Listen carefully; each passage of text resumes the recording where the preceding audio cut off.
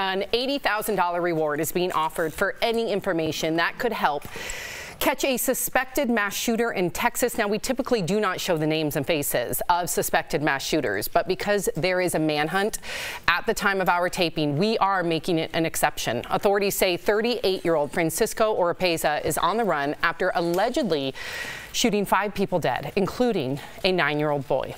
Now, authorities also released this image of a tattoo on the man's arm. The shooting took place in Cleveland, Texas. Neighbors say they approached Oropeza and asked him to stop shooting his gun because it was scaring their baby who was sleeping. Police say the man responded by walking over and opening fire with an AR-15 style rifle. Here's what the father and husband of 2 of the victims said about it during a vigil yesterday.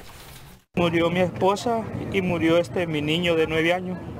¿Qué le puedo decir? Tratando de ser fuerte por mis hijos, porque igual mi hija está, ya más o menos se entiende. Es bien difícil cuando ella viene y te empieza a preguntar por mamá y luego por su hermano. Me dijo que me aventara por la ventana porque ya mis hijos ya estaban sin mamá. So a lot of people are talking about the immigration status of the shooter and the victims. Here's what Texas Governor Greg Abbott tweeted about in regard to the shooting. He announced a reward for a top 10 fugitive who was in the country illegally and killed 5 illegal, those are his words, not mine, immigrants Friday night. What are you thinking now? You know, Sam, I'm looking at this and started thinking as you were talking about the phrase, a good guy with a gun, hopefully, you know, to stop the bad guy with the gun. But if we look at the story, the good guy's with his family. The good guy's trying to make sure that his baby gets to sleep. And it seems like this is the problem with everybody having a gun, is there are a lot of responsible gun owners, but all it takes is one person who is apparently heavily intoxicated to destroy the life and lives of the people that were excited about this new life in their family. I can't imagine what he's going through right now. I can't imagine the questions he's going to have to answer moving forward. I can't imagine how difficult his life has been up to this point. And to be described as an illegal immigrant and not a grieving father. Amen. Of a person who is experiencing internal catastrophe. It's illegal would be the last adjective I would use, Erica. I agree. I think it's ironic as well that the immigration status of the victims especially is out there first, because what is more American than us coming in on a Monday and talking about all of the mass shootings that happened in our country on our turf?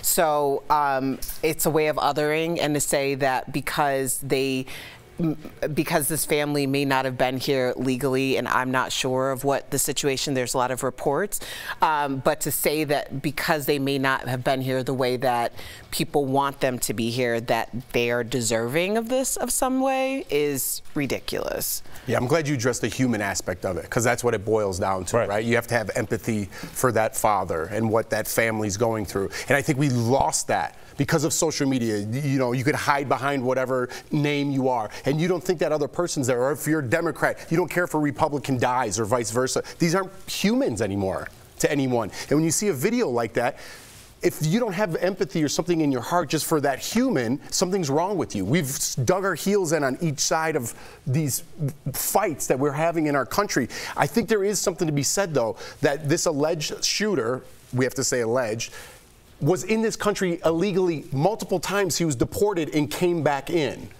There's something wrong at the border. So Governor Abbott was defending what's happening in his state. I understand what he's saying and your guys' frustration, because I feel it too, but there has to be something said that there's a problem at our border and half of our country is ignoring it and the other half is maybe going too far on it. We need to come into agreement in the middle and find a way to stop what's happening. Because if you could keep people out that have been deported 5 times, that's a problem in itself. But this wouldn't have happened if our system was working. And I really appreciate what you said. I also want to say, he doesn't ignore the border, which is important, but he does ignore Uvalde. Biden, you're talking about. I'm talking about, sorry, Greg Abbott, the governor. he ignores Uvalde of things that have happened. Texas shootings have gone like a straight line up, okay? They have no red flag laws. They are permitless carry. Yeah, permitless carry. So for him, for the first thing to do is ignore the gun problem. There can be both things. There can be a border problem and a gun problem. He only addressed the border problem and almost what I think is dehumanizes a person by saying they're illegal. As a governor, your first thing is to call someone who lost all those people is illegal. That's not what, in my mind, a governor does. That's lighting a flame. Can I ask you really quickly and then chime in, Jeff, a question that pertains to the law? Can you sue a governor if they're not protecting their constituents? People have tried. That is certainly part of it. Have they faithfully executed the laws to keep us life, liberty, and pursuit of happiness? That is an absolute way people are going after gun manufacturers as well as governors. Because at some point, who can we have no option. We got nothing to do here. We're screaming in pain, and you're calling them illegal, which is a problem. But address the guns in your own backyard. I don't even. Jeff, Jeff, we have one more beat to go to. Yeah, I was just going to say, I don't know if we need to address the guns or the border first. I think we need to say, oh my goodness, this was a tragedy. My heart goes out to these families. Maybe then in the next tweet, address it's guns odd that they weren't borders, human to him. but just be a person for a second. Try it. It works. Yeah.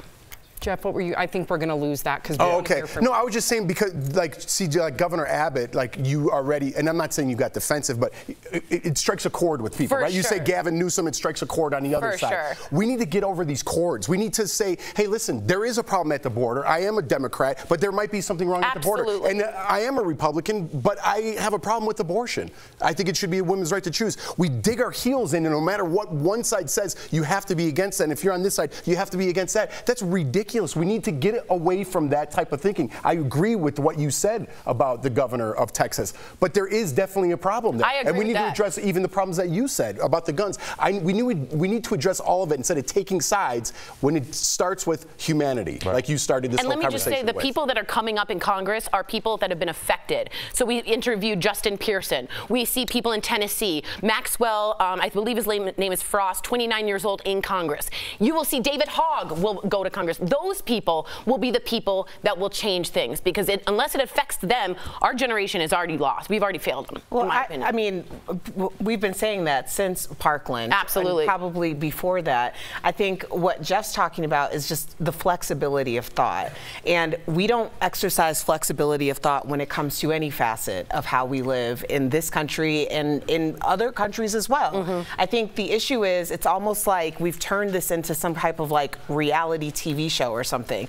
If you admit to just, I may have been wrong on this particular point, then that's all people, oh, did you hear? They're wrong. They admitted to being wrong. Erica, you're right, though, and that represents the constituents. The majority of Americans, the vast majority of Americans, support common sense gun reform. Very much so. They do not want assault rifles on the streets. It's our legislators that continue to fail us, to fail us. So why can't we sue them? Why can't we, Tori? I know the law, and I know you're probably never going. And to be honest, but it's frustrating when the people that are there to protect us aren't even representing the common ground. We all want the same thing. They even have immunity from that because they were elected officials. So let's just say vote them out. That is your only option. That's got to be it. Vote them out. Well, actually, gun buyback programs work really well. I just attended one, and a line across the street just for a gas card. Wow. People turning in their guns for a gas card. Wow. There's a lot we can do.